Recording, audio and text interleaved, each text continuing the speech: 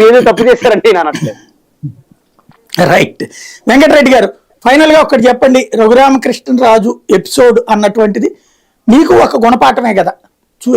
ఎట్లా పడితే అట్లా తీసేసుకోవడం, ఒకప్పుడు కాలు మీద కాలేసి కూర్చుంటే జగన్కి నచ్చదు అట్లాంటి అహంభావి అని మొట్టమొదట మాట్లాడింది. అసలు జగన్ మీదన డైరెక్ట్ గా విరుచుకుపడిన మొట్టమొదటి వ్యక్తిని తిరిగి తెచ్చుకుని ఎంపీ ఇవ్వడం, ఆ తర్వాత 4 ఏళ్ల పాటు అనుభవించడం అన్నటువంటిది మీకు పాఠమే కదా.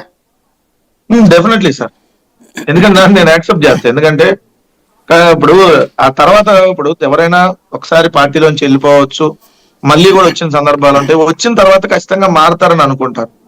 మారకుండా తన నిజ స్వరూపాన్ని చూపిస్తాడని ఎవరు అనుకోరుగా. తన ఒరిజినల్ క్యారెక్టర్ ఇదే, నేను ఇదే విధంగా బిహేవ్ చేస్తాను ఎవరు అనుకోరుగా. అప్పుడు ఇంకోసారి మళ్ళీ జాయిన్ చేసుకోవాలన్నప్పుడు ఆచితూ స్పందించాలి ఆ రాజకీయ పార్టీలు. ఇప్పుడు ఇదే రఘురామకృష్ణరాజు బీజేపీలో కూడా జాయిన్ అయ్యాడు, ఇదే తెలుగుదేశంలో కూడా జాయిన్ అయ్యాడు, మళ్ళీ తెలుగుదేశాన్ని తిట్టాడు ఎలక్షన్ ముందు. ఇదే పవన్ కళ్యాణ్ నాగబాబుని అయితే మనం చెప్పలేని భాషలో తిట్టాడు ఎన్నికల్లో పోటీ చేసే ముందు. ఎందుకంటే ఈయన ఏదో మందు దాకా వచ్చాడని ఏదో మొత్తం వీడియోలు చూపించారు కదా ఎలక్షన్స్ ముందు, ఏదో తోలుతా ఉన్న ఫోటోలు చూపితే నాగబాబుని బండబూతులు తిట్టాడు, నాగబాబుని పవన్ కళ్యాణ్ ని. మళ్ళీ వాళ్ళనే పొగిడాడు ఇప్పుడు. సో మరి ఎట్లా అంటే రాజకీయ పార్టీలు గుణపాఠమే కదా. మాకేంది, తెలుగుదేశానికి జనసేనకి బీజేపీ కూడా గుణపాఠమే కదా. చేర్చుకోగలేదు మీకు ఏమైంది. కానీ వైసీపీ కన్నా తెలుగుదేశం పర్ఫెక్ట్ కదా, వాళ్ళు ఇలేదు కదా, ఇలా ఇలేదు కదా. ఇప్పుడు అసలు పాత్ర లేదు. వెంకటరెడ్డి గారు మీరు మమ్మల్ని కలపద్దు,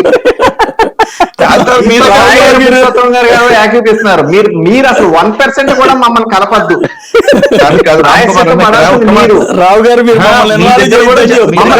అవునా కాదా సాయి గారు మీరు చెప్పండి. అది కాదు, వెళ్ళిపోయాక మీ దగ్గర జాయిన్ అయ్యాడు, గోకరాజు గారికి ఇచ్చారు. అది కాదు, నేను మొట్టమొదటి అడిగిన పాయింట్ ఏంటి, పొలంలో పనిచేసిందేమో తెలుగుదేశం పొలంలో, కూలీనేమో బీజేపీని ఇవ్వమంటారు. అది వచ్చిన గొడవ. అంటే 3 ఒకటే కదా సార్, ఎవరు కూలీ అట్టేస్తారండి. అది కాదు, ఒకే మండపంలో పెళ్లి చేసుకుంటారు, ఒకళ్ళ భార్యను ఇంకోళ్ళకి గెలపలేరు కదా పాపం. అంటే అభ్యర్థులను అందరూ గెలిపించమన్నప్పుడు 6 సీట్ ఇస్తున్నారు. ఇప్పుడు జరుగుతున్నాయి కదా సార్, ఏమో తెలుగుదేశం నుంచి కండువా కప్పుకొని భీమవరంలో జనసేనలో జాయిన్ అయిపోయి అమ్మని సీట్లు ఇవ్వాల. ఆ విషయాలు మీరు ఇది వేరు. ఇప్పుడు అలా అంటే సాయి గారు చెప్తారు,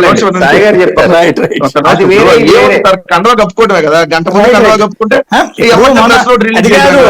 కండవా కూడా వచ్చి కూడా కప్పుకోలేదు అనుకుంటా మీ శాంత గారు అయితే డైరెక్ట్ గా ఇచ్చేసినట్టున్నారు సీటు. శాంత గారు కలిసారు సార్, కలిసిన తర్వాత సమన్వయకర్తగా చేసాం. కేసీనే నానిది అంతే.